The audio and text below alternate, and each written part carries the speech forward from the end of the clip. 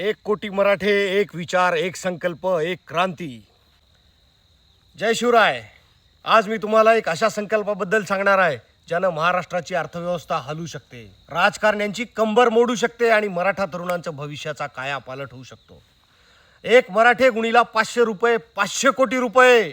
इतिहासात पहिल्यांदा मराठी उद्योजकता स्वतःच्या पैशानं तयार करणार. मंडळी, आपण 6 कोटी आहोत, त्यातले 1 कोटीचा एक ग्रुप. आपण जर वर्षातून फक्त 500 रुपये दिले ना, तर महाराष्ट्रात एक अशी क्रांती होईल जिथं हात पसरणाऱ्या तरुणांकडून आपण हात देणारे उद्योजक तयार करू. प्रत्येक गावात दरवर्षी एक उद्योजक निर्माण होईल. 5,000 तरुण गुणीला 5 लाख उद्योजकांचा महास्फोट. 5,000 मराठा तरुणांना देणार बिनव्याजी बिनपरतीचे मोफत 5 लाख रुपये भांडवल. हो, हे कर्ज नाही आणि EMI नाही, बँक नाही, फॉर्म नाही, मॉर्गेज नाही, वशिला नाही. डायरेक्ट घ्या म्हणले, थेट म्हणले, जा रे मुलांनो, व्यवसाय करा, दुकान उघडा, कंपनी उभारा. या पैशातून तयार होणारा प्रत्येक उद्योजक 5-10 जणांना रोजीरोटी देणार. हा पैसा फिरणार समाजात, वाढणार समाजात आणि नफा होणार समाजालाच. आजपर्यंत मराठा तरुणांकडे पात्रता होती, पण भांडवल नव्हतं. आता भांडवलही आपलंच आणि भविष्यही आपलंच. हा पैसा कोण्या चोट्या राजकारण्याचा नाही, मोठ्या उद्योगपतींचा नाही. हा पैसा आपला, गावखेड्यातला. राजकारणी फक्त वचन देतात, दादा व्यवस्थापन करणार. राजकारणी लोक निवडणूक पाहून योजना आखतात, मनोज जरांगे पाटील पिढ्या पाहून योजना आखतात. राजकारण्यांचं ध्येय खुर्ची आणि पैसा, दादांचं ध्येय मराठा तरुणांचं भवितव्य. राजकारणी गुजरात मॉडेल दाखवतात, मनोज दादांनी शिवछत्रपतींच्या स्वराज्याचं मॉडेल आणतायत. राजकारणी जिंकायसाठी योजना करतात, मनोज दादा समाज उभा करायला योजना आखतात. हे आहे आर्थिक स्वराज्याचं मॉडेल मनोज दादांच्या विचारातलं.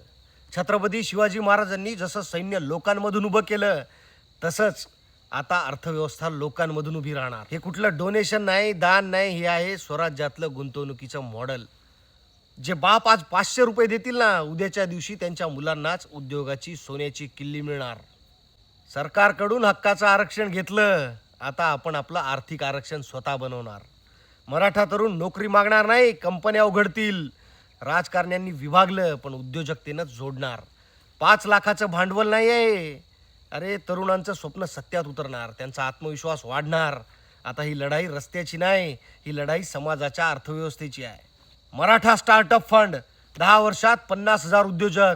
दरवर्षी 5,000 उद्योजक. 5,000 गुणीला किमान 5 कर्मचाऱ्यांना नोकरी, 2.5 लाख तरुणांना नोकरी.